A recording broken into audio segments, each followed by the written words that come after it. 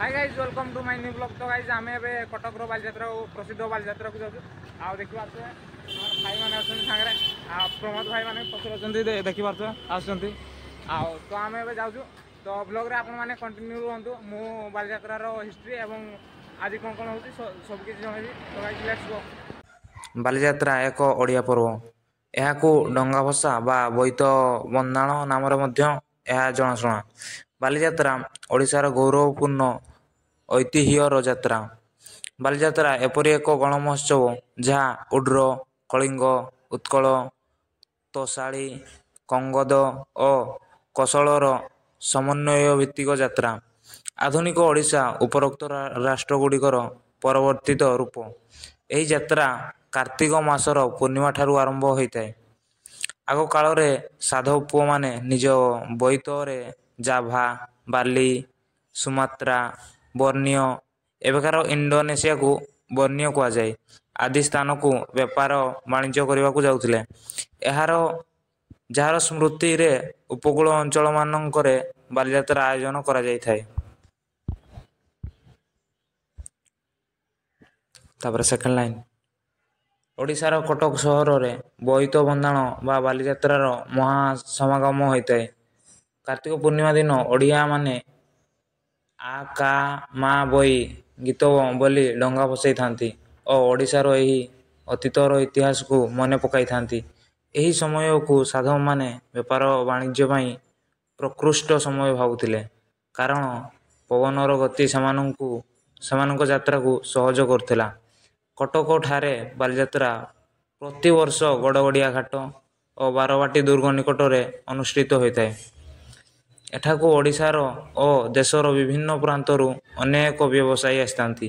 देशर वाणिज्य प्रांतर हस्तशिल्प देखा मिलता है। बालीजात्रा रे कटक प्रसिद्ध दहीबरा आलुदम और ठुंकापुरी इत्यादि खाद्य बहु स्थान विक्रय होता है।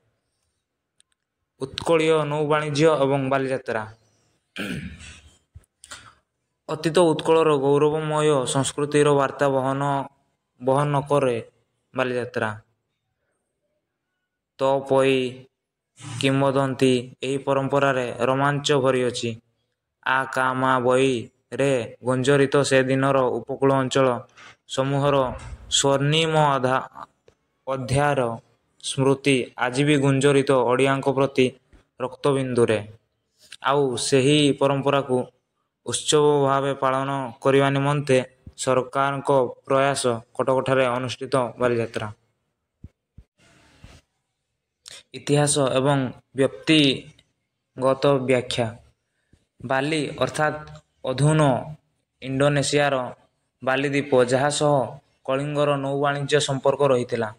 ओडिया साधव पुओ अर्थात बणिक गोष्ठीर प्रतिनिधिगण बाली द्वीप सह जाभा सुमात्रा बर्नियो द्वीप मानकरे कार्तिक पूर्णिमा दिन गमन करुथिले एवं व्यवसाय प्राप्त धन संपद उत्कलर अर्थनीति को करुथिले समृद्ध।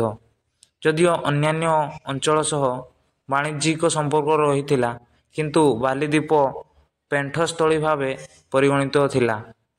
एणु एही नामकरण करा जायछि बोली अनुमान करा जाय। अन्य मतानुसारे कार्तिक पूर्णिमा रे उच्चारित आ का मा बई शब्द वर्षर मुख्य 4 मास जहाँ यथा आषाढ़ कार्तिक मार्गशीर एवं बैशाख सेथिरे धर्म कर्म समूह तथा इष्टर पासना करने को दर्शाए। संपृक्त लोकवाणीटी किछि एभली आ का मा बई पान गुआ खाई पान गुआ तोर मासक धर्म मोर। वर्तमान इतिवृत्ति। वर्तमान कटक सहर रे एक पारिवारिक उत्सव भावे बालीजात्रा उत्सव पालन होउछि। अनेक व्यवसायी वाणिज्य मेला रे अंशग्रहण करी निजर द्रव्य बिक्री करी उपयुक्त पारिश्रमिक लाभ करुछंती। सांस्कृतिक कार्यक्रम मध्य अनुष्ठित होउछि, जोथिरे स्थानीय कलाकार निजर गांधर्व्य कला प्रदर्शित करी अनेक प्रशंसा साउंटिबा सह देश विदेश रे परिचित होउछंती। 8 दिन व्यापी यही महोत्सव रे एक ହଜାରରୁ ଉର୍ଦ୍ଧ୍ୱ ଷ୍ଟଲ୍ ମାନ ବସାଯାଇ ହସ୍ତଶିଳ୍ପ, କାରୁକାର୍ଯ୍ୟ, ପାରମ୍ପରିକ ଦ୍ରବ୍ୟ, ଘରୋଇ ଉପକରଣ, ଆସବାବପତ୍ର ଆଦି ବିକ୍ରି ହୁଏ। ଆଉ ଏହି ଉତ୍ସବରେ କଟକର ପ୍ରସିଦ୍ଧ ଦହିବରା, ଆଳୁଦମ୍ ବ୍ୟଞ୍ଜନଟି ଏତେ ମାତ୍ରାରେ ପ୍ରଚାର ପ୍ରସାର ହୁଏ, ଅଂଶଗ୍ରହଣକାରୀଙ୍କ ମନରେ ପ୍ରତୀୟମାନ ହୁଏ ଯେ କେବଳ ଏଥିନିମନ୍ତେ ଉତ୍ସବଟି ଆୟୋଜିତ ହୋଇଅଛି।